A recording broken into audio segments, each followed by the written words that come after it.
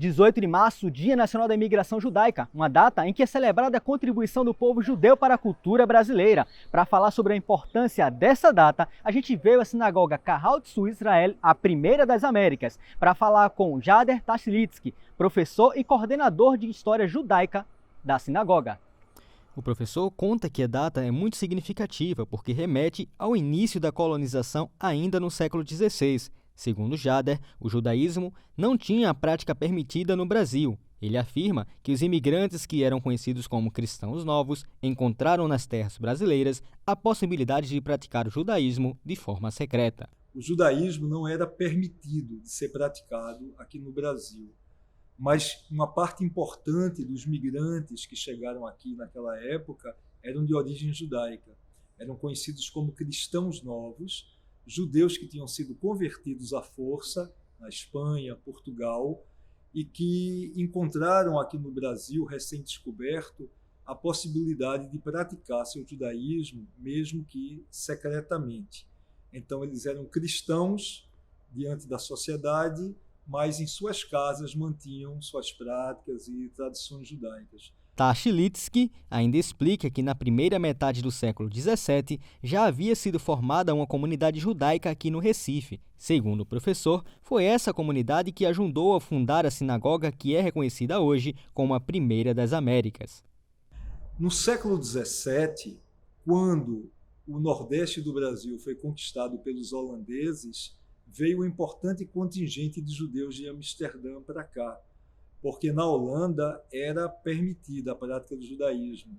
A religião predominante na Holanda era o calvinismo, e diferente da religião católica aqui no Brasil, que não permitia, ela tinha uma tolerância maior à prática de outras religiões, como a judaica. Então se formou aqui, na primeira metade do século XVII, uma comunidade judaica formada por esses migrantes vindos da Holanda, de Amsterdã, e com muitos dos descendentes daqueles cristãos novos que retomaram sua prática judaica. Essa comunidade judaica pioneira que tivemos aqui no Recife construiu essa sinagoga, que durou por um curto período, tá? Mas é conhecida como a primeira sinagoga de todas as Américas, oficialmente reconhecida. Jader destaca que foi de Pernambuco que saíram 23 judeus para um local que era conhecido como Nova Amsterdã. Chegando lá, eles foram os pioneiros na criação da comunidade judaica, num local que mais tarde viria a se chamar Nova York, e fala sobre a importância dessa data.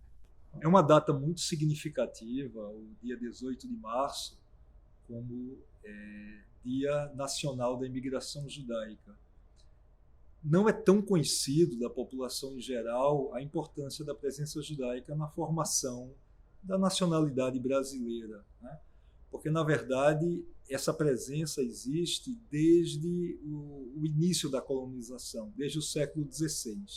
23 judeus que saíram daqui, homens, mulheres e crianças, terminaram aportando naquela época, no litoral da América do Norte, numa pequena localidade que chamava-se Nova Amsterdã, que 10 anos depois tornou-se Nova York, quando caiu no domínio inglês. Então, os judeus de Pernambuco foram os pioneiros da formação da comunidade judaica norte-americana. Com o passar do tempo, até os nossos dias, Nova York se tornou a cidade com maior população judaica do mundo, né? E essa história começou com os 23 judeus daqui de Pernambuco. O professor menciona ainda a importância de Branca Dias. Para falar sobre ela, conversamos com Marcos Gandelsman, professor de estudos judaicos. Segundo Marcos, Branca tem uma importância muito grande e serve inclusive como referência. Ele destaca nomes que são da linhagem de Branca. Então, Branca Dias é uma figura histórica. A gente não tem tantos dados sobre o período inicial da vida dela. Acredita-se que ela nasceu em 1515, portuguesa. Foi presa ainda em Portugal pela Inquisição, denunciada pela mãe e pela irmã. Depois, ela vai receber uma liberação da Inquisição para sair das masmorras para cuidar de seus filhos, que demandavam cuidados especiais. E ela vem com o esposo, Diogo Fernandes, para Olinda, para Recife, Olinda, com o intuito de se distanciar um pouco do espaço de perseguição que a Inquisição representava em Portugal. Nas colônias a experiência era um pouco mais aberta e tranquila, não que os judeus pudessem ser livremente judeus. E no contexto de Olinda, Branca Dias e Diogo Fernandes vão ser responsáveis pela atividade religiosa e pedagógica de transmissão do judaísmo, não só para a comunidade de judeus cristãos novos, que tinham suas práticas secretas judias em sinagogas escondidas, em espaços domiciliares, mas também num sentido mais amplo. A gente pode falar de Branca Dias como uma figura proeminente na cena do século XVI, enquanto pedagoga, educadora de mulheres e de crianças, responsável por uma geração inteira de jovens letradas, alfabetizadas. Essa memória e referência a Branca Dias, ela é resgatada por muitos caminhos diferentes. Ela é entendida como uma patrona da educação feminina no Brasil. E Branca Dias também acaba servindo como uma referência importante pela larga prole que ela deixa. Muitos filhos, mas principalmente muitos netos. E desses netos a gente consegue desenhar linhagens até hoje de diversas pessoas famosas, Didi, Renata Aragão, Ciro Gomes, e mais uma infinidade de figuras importantes na cena contemporânea brasileira.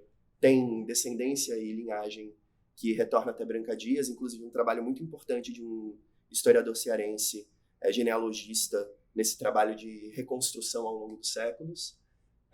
E a gente entende que Branca Dias também representa para a gente bem a importância e a presença judia no Brasil desde o início da experiência brasileira de colônia, mesmo nos períodos em que os judeus não podiam abertamente se apresentar e viver enquanto judeus nessa sociedade. A gente percebe a troca e o impacto que essas pessoas tiveram no sentido real para todas e todos.